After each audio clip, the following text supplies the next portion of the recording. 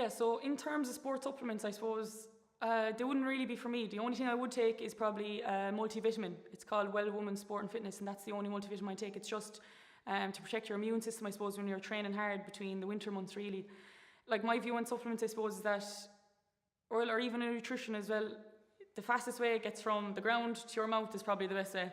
So, like, I suppose not the less ingredients or the less additives and preserves and stuff like that. So I try to get my nutrients and everything from actual food rather than supplements, and so that's why I try to eat as much veg and stuff. Like, I think it's better that way than maybe those additives or those chemicals and stuff. So I think, if anything, maybe just a multivitamin, but other than that, you should really be getting your nutrients from food, I think, anyway. That'd be my opinion.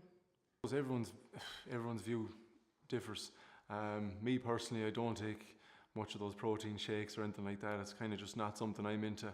The main supplements that I take is soy magnesium, 2 in the morning, 2 at night, but that's just advised by my nutritionist. Also some fish oils, and then prior to games then I will have a GAALite, and I'll have one again at half time, and maybe after about 60 minutes in the game, if I'm still on at that time, I'll have another GAALite as well to see me through. But that's just for me. Everybody is different, and definitely an advice from a professional nutritionist would be the best to seek with regard to supplements. I know that I suffer a lot from cramps, so that's my reason for taking those supplements. But again, everybody's different.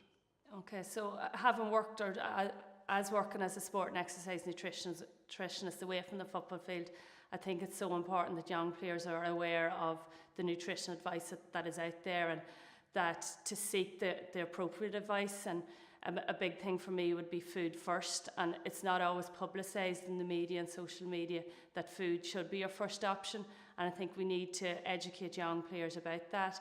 And I know there's a lot of push around supplements, and particularly protein supplements, and protein is everywhere at the minute, but you can get your protein needs from food alone, and I think young players need to be educated around that and seek out the appropriate advice so that they are aware of that, and that after exercise, yes, it's very important to get food into you, but healthy food rather than grabbing a protein shake or a protein bar.